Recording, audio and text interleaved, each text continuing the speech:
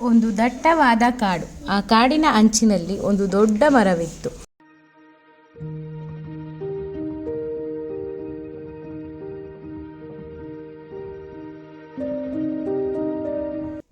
ಅಜ್ಜಿಯೊಬ್ಬಳು ಒಣಕಟ್ಟಿಗೆ ಆರಿಸುತ್ತಾ ಆ ಮರದ ಕೆಳಗೆ ಬಂದಳು.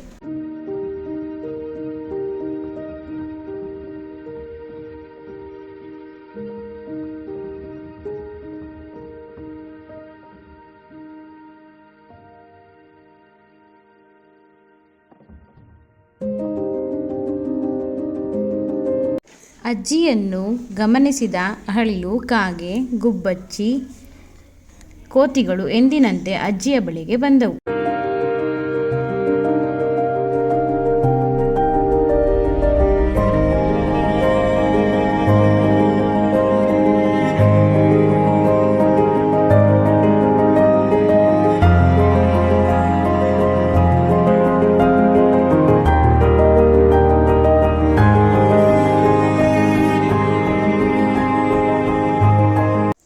ಆಗ ಊಟದ ಸಮಯ.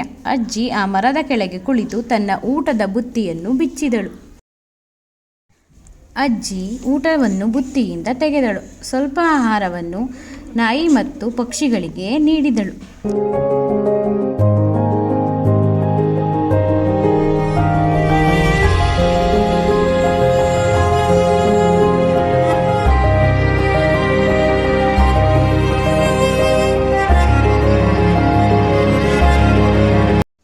ಬುಟ್ಟಿಯಲ್ಲಿದ್ದ ಬಾಳೆಹಣ್ಣುಗಳನ್ನು ಅಳಿಲು ಮತ್ತು ಕೋತಿಗಳಿಗೆ ನೀಡಿದಳು. ತಾನೂ ಊಟ ಮಾಡತೊಡಗಿದಳು.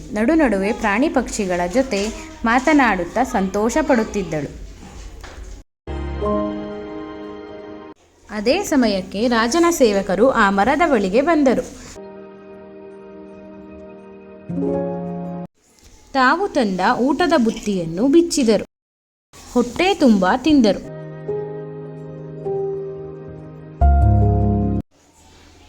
ಅಜ್ಜಿ ಪ್ರಾಣಿ ಪಕ್ಷಿಗಳೊಡನೆ ಮಾತನಾಡುತ್ತಾ ಸಂತೋಷವಾಗಿ ಇರುವುದನ್ನು ಕಂಡರು.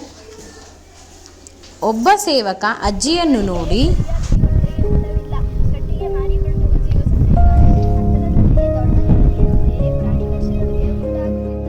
ಎಂದು ಗೇಲಿ ಮಾಡಿದರು. ಅಯ್ಯೋ ಸೇವಕರೇ, ನಾನು ತಿನ್ನುವುದರಲ್ಲಿ ಸ್ವಲ್ಪ ಆಹಾರವನ್ನು ಅವರಿಗೆ ಕೊಟ್ಟರೆ ನಮ್ಮ ದೇಹ ಬಲವಾಗುತ್ತದೆ. ನಾನು ನುಡಿದ ಅನ್ನವನ್ನು ಹಂಚಿಕೊಳ್ಳುತ್ತಿದ್ದರೆ ನಿಮಗೇನು ನಷ್ಟ ಎಂದು ಕೇಳಿದಳು. ಅನಂತರ ಮರದ ಬುಡಕ್ಕೆ ಹೊರಗೆ ವಿಶ್ರಾಂತಿ ಪಡೆಯಲು ಕುಳಿತಳು. ಇದನ್ನು ಗಮನಿಸಿದ ಮತ್ತೊಬ್ಬ ಸೇವಕ, ಏ ಮುದುಕಿ, ನೀನು ಪ್ರಾಣಿ ಪಕ್ಷಿಗಳಿಗೆ ತಿನ್ನಿಸಿದ್ದು ಸಾಕು.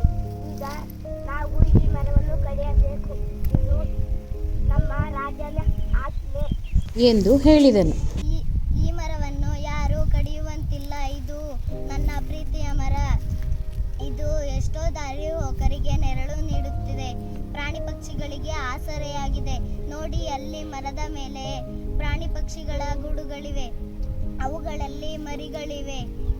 ಮರವನ್ನು ಕಡಿದರೆ ಅವೆಲ್ಲ ನಾಶವಾಗುವುದಿಲ್ಲವೇ?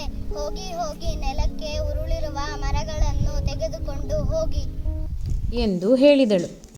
ಅಜ್ಜಿ ಕೋಪದಿಂದ ಮಾತನಾಡುತ್ತಿರುವುದನ್ನು ಕಂಡು ಪ್ರಾಣಿ ಪಕ್ಷಿಗಳು ಸೇವಕರನ್ನು ಸುತ್ತುವರೆದವು. ಕೋತಿಗಳು ಸೇವಕರನ್ನು ಪರಚಲು ಹೋದವು. ಪ್ರಾಣಿ ಪಕ್ಷಿಗಳ ವಿಚಿತ್ರ ವರ್ತನೆಯನ್ನು ನೋಡಿದ ಸೇವಕರು ಭಯಪಟ್ಟರು. ಆದರೂ ರಾಜನ ಆಜ್ಞೆಯನ್ನು ನೆನೆದು ಮರ ಕಡಿಯಲು ಮುಂದಾದರು.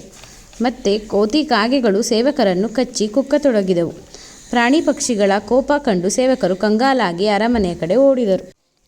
ಅಲ್ಲಿ ನಡೆದ ವಿಷಯವನ್ನು ಮಹಾರಾಜರಿಗೆ ತಿಳಿಸಿದರು. ಈ ಸುದ್ದಿ ತಿಳಿದ ಮಹಾರಾಜ ಮಾರನೇ ದಿನ ಅಲ್ಲಿಗೆ ಬಂದನು. ಅಜ್ಜಿ ಪ್ರೀತಿಯಿಂದ ಪ್ರಾಣಿ ಪಕ್ಷಿಗಳಿಗೆ ಆಹಾರ ನೀಡುತ್ತಿರುವುದನ್ನು ಗಮನಿಸಿದನು. ಅವುಗಳೊಂದಿಗೆ ಸಂತೋಷದಿಂದ ಇರುವುದನ್ನು ಕಂಡನು. ಅನಂತರ ತನ್ನ ಕಡೆಯವರಿಗೆ, ಈ ಅಜ್ಜಿಗೆ ಪ್ರಾಣಿ ಪಕ್ಷಿಗಳ ಮೇಲೆ ಇಷ್ಟೊಂದು ಮಮತೆ ಇದೆ. ನಾನು ಈ ರಾಜ್ಯದ ರಾಜ. ಎಲ್ಲರ ಹಿತ ಕಾಪಾಡುವುದು ನನ್ನ ಕರ್ತವ್ಯ. ಕೇವಲ ನಮ್ಮ ಅನುಕೂಲಕ್ಕಾಗಿ ನಾನು ಬೇರೆಯವರಿಗೆ ತೊಂದರೆ ಕೊಡಬಾರದು. ಆದ ಕಾರಣ ಮರಗಳನ್ನು ಕಡಿಯುವುದು ಬೇಡ.